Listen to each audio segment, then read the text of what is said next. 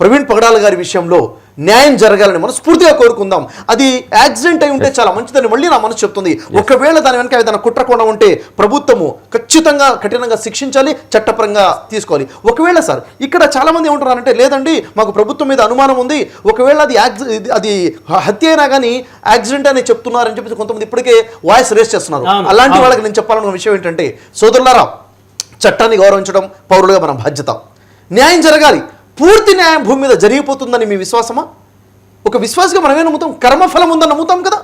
కర్మఫలం ఉంది కదా. మరి కర్మఫలము ఇచ్చేది పైన భగవంతుడు కదా.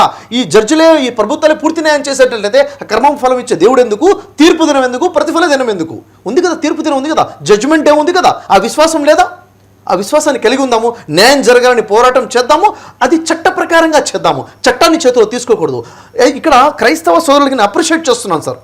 లక్షలాది మంది రోడ్డు మీదకి వచ్చినా కానీ లా అండ్ ఆర్డర్ డిస్టర్బ్ అయ్యే విధంగా చేయలేదు, చాలా శాంతియుతంగా చేశారు. ఐ అప్రిషియేట్ అండి. ఇంకా పోలీస్ డిపార్ట్మెంట్ వరకు సురేష్ రెడ్డి గారు కూడా అప్రిషియేట్ చేశారు. చాలా చక్కగా పనిచేస్తున్నారు, చాలా చక్కగా వారు పనిచేస్తున్నారు. వాళ్ళు ఇంకా నిజాయితీగా పనిచేసి సరైనటువంటి రిపోర్ట్స్ రావాలని చెప్పేసి మనస్ఫూర్తిగా కోరుకుంటున్నాను. ఫైనల్గా కావాల్సింది చనిపోయిన నుండి ప్రవీణ్ పగడాల గారిని మనం తీసుకురాలేము, కానీ మానవత్వంతో మన భారతదేశాన్ని గెలిపించుకోవచ్చు. భారతదేశం మరొక శవాల దిబ్బగా మారే దేశంగా మారకుండా మనం రక్షించుకోవచ్చు. మానవత్వాన్ని బతికించుకుందాం అనే పిలుపుని 99 టీవీ ద్వారా నేను పిలుపునిస్తున్నాను సార్.